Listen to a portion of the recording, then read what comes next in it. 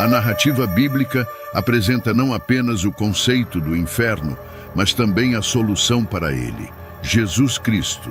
Ela ressalta ainda a imensa misericórdia e amor que Deus estende a toda a humanidade.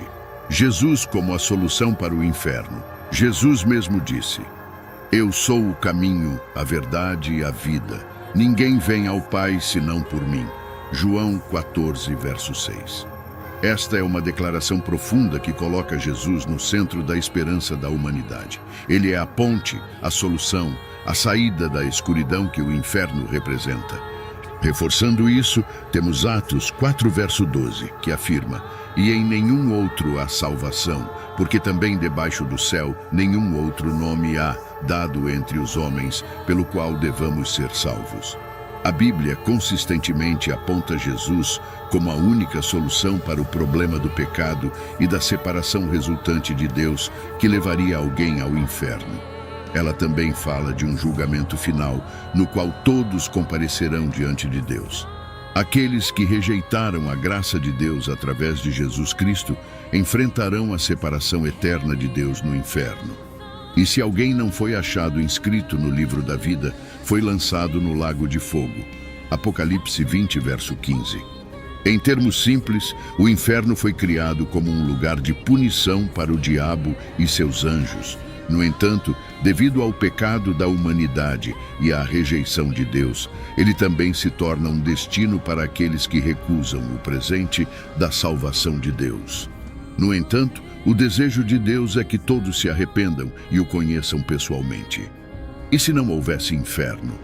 A existência do inferno destaca a realidade da justiça. Se não houver inferno, onde está a justiça para o mal? No entanto, a existência da salvação mostra a profundidade da misericórdia e amor de Deus. Deus poderia ter deixado a humanidade sofrer as consequências de suas escolhas, mas em vez disso, estendeu uma mão de graça. Romanos 5, verso 8 coloca de forma sucinta: "Mas Deus prova o seu amor para conosco, em que Cristo morreu por nós, sendo nós ainda pecadores." Mesmo quando estávamos perdidos, mesmo quando estávamos longe dele, Deus, em seu amor, providenciou um caminho. A salvação não é apenas um conceito abstrato, mas uma oferta genuína de um Deus amoroso. Contexto histórico e bíblico do inferno. O conceito do além e o destino dos ímpios tem intrigado e, por vezes, assombrado o pensamento humano ao longo da história.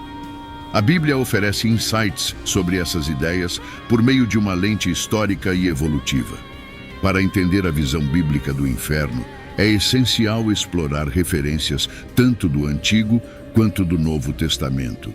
Sheol, o reino dos mortos no Antigo Testamento. O termo hebraico mais frequentemente associado ao reino dos mortos é Sheol. Sheol é descrito como um lugar sombrio e silencioso para onde tanto os justos quanto os ímpios vão após a morte. Não é necessariamente um lugar de punição ou recompensa, mas sim um reino geral dos falecidos, pois na morte não há lembrança de ti. Em Sheol quem te louvará? Salmos 6, verso 5. O conceito de Sheol contrasta com muitas interpretações modernas do inferno.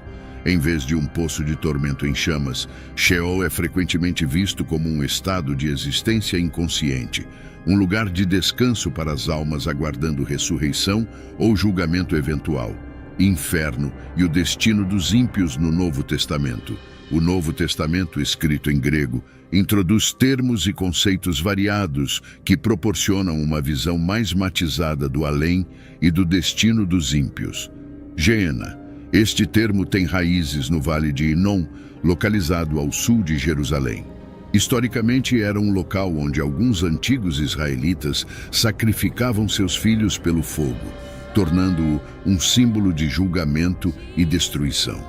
Na época do Novo Testamento, Geena havia se tornado uma metáfora para o destino final dos ímpios.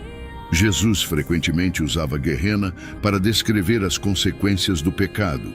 Como em eu, porém, vos digo que todo aquele que se irar contra seu irmão estará sujeito a julgamento. E quem disser a seu irmão: raça de insensatos, estará sujeito ao tribunal, e quem lhe disser insensato estará sujeito ao inferno, Gehenna, de fogo. Mateus 5:22. Lago de fogo. Encontrado principalmente no livro de Apocalipse, o lago de fogo é um símbolo de julgamento final, onde Satanás, seus seguidores e aqueles cujos nomes não são encontrados no livro da vida serão lançados. Então, a morte e o inferno foram lançados para dentro do lago de fogo. Esta é a segunda morte, o lago de fogo. E se alguém não foi achado inscrito no livro da vida, foi lançado no lago de fogo. Apocalipse 20, verso 14 e 15. Separação eterna. Além de apenas locais físicos ou estados de tormento, o Novo Testamento apresenta o inferno como um estado de separação eterna de Deus. Isso é, sem dúvida, o aspecto mais profundo do inferno. A completa ausência da presença de Deus, que é a fonte de toda bondade e vida.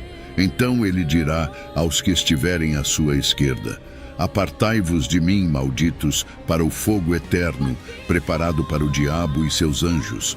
Mateus 25, verso 41. A representação do inferno na Bíblia evoluiu do reino sombrio de Sheol no Antigo Testamento para as representações mais vívidas de julgamento e separação eterna no Novo Testamento.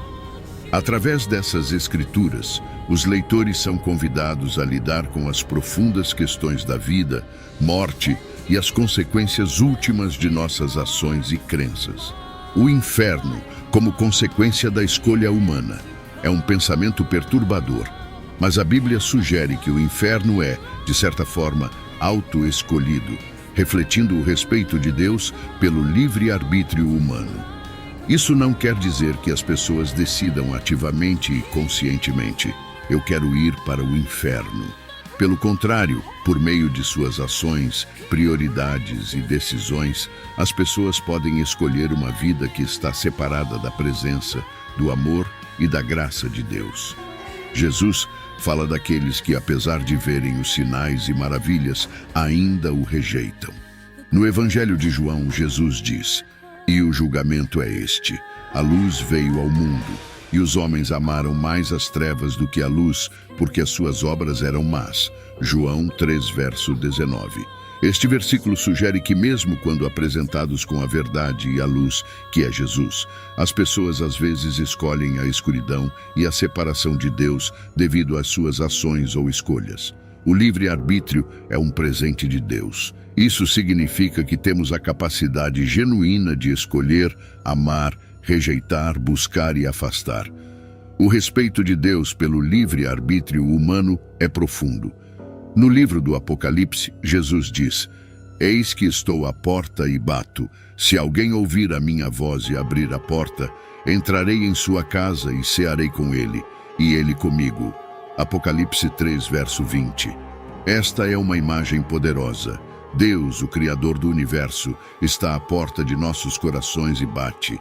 Ele não força sua entrada, ele espera. Se abrirmos a porta, ele entra e comunga conosco. Se não o fizermos, ele respeita nossa escolha. A natureza de Deus. A questão da natureza do inferno e suas implicações sobre o caráter de Deus tem sido um tópico de discussão por séculos. Para entender isso melhor, vamos mergulhar na Bíblia e ver o que ela diz sobre a natureza de Deus, o amor de Deus. Um dos versículos mais famosos da Bíblia, João 3, verso 16, afirma: porque Deus amou o mundo de tal maneira que deu o seu Filho unigênito, para que todo aquele que nele crê não pereça, mas tenha a vida eterna. Este versículo destaca a magnitude do amor de Deus. Ele sacrificou seu próprio Filho pela nossa redenção. Além disso, Romanos 5, verso 8 nos diz: mas Deus prova o seu amor para conosco, em que Cristo morreu por nós, sendo nós ainda pecadores. Isso significa que o amor de Deus não é condicional. Ele nos amou mesmo quando estávamos perdidos em nossos pecados. Justiça de Deus. No entanto, o amor não é o único atributo de Deus. Ele também é justo. O Salmo 89, verso 14 diz: a justiça e o direito são a base do teu trono. Amor e fidelidade vão adiante de ti.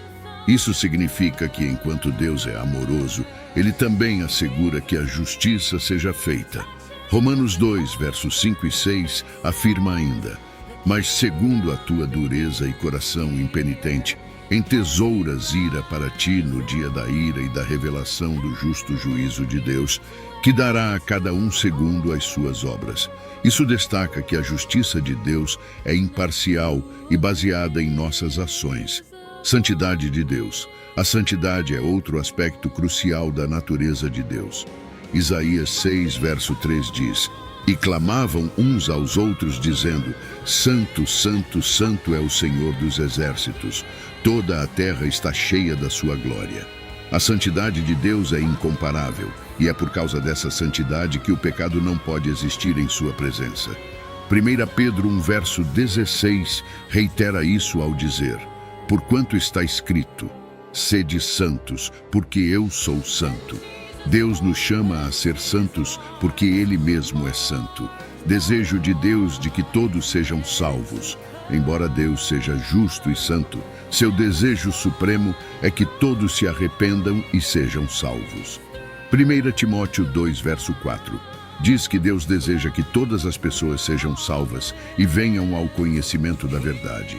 2 Pedro 3, verso 9, também enfatiza: o Senhor não retarda a sua promessa, como alguns a têm por tardia, mas é longânimo para convosco, não querendo que ninguém se perca, senão que todos venham a arrepender-se. Isso demonstra a imensa paciência de Deus e seu desejo de que todos se afastem de seus pecados. No início, Jesus afirma que o céu e o inferno são lugares físicos reais. Primeiramente, Jesus ensina que o céu e o inferno são lugares reais e literais. Assim como o homem rico na história, muitas pessoas hoje estão satisfeitas em acreditar que suas almas estão seguras. Mas muitos ficarão surpresos quando ouvirem as palavras do nosso Salvador após a morte. É importante notar que nosso destino eterno está selado assim que passamos desta vida. Não há segundas chances. No momento em que morremos, fazemos a transição para o nosso estado eterno. Temos, portanto, sempre bom ânimo, sabendo que enquanto no corpo vivemos longe do Senhor, porque vivemos pelo fé e não pelo que vemos. 2 Coríntios 5, verso 8. Os crentes são imediatamente acolhidos na alegre comunhão do céu, enquanto os incrédulos são imediatamente lançados no tormento do inferno. A história do homem rico e Lázaro ilustra essa verdade. Aqueles no inferno recordarão suas oportunidades perdidas e rejeição do Evangelho, compreendendo que não há purgatório ou terreno intermediário que acelere a jornada para o céu. Tudo isso nos leva a refletir sobre a complexidade do conceito de inferno na tradição bíblica, destacando a justiça e o amor de Deus, bem como a importância do livre-arbítrio humano. Eles nos desafiam a considerar nossas escolhas e a compreender a profundidade do amor divino, independentemente de nossas crenças individuais, incentivando-nos a buscar a verdade, a justiça e o amor em nossas jornadas espirituais.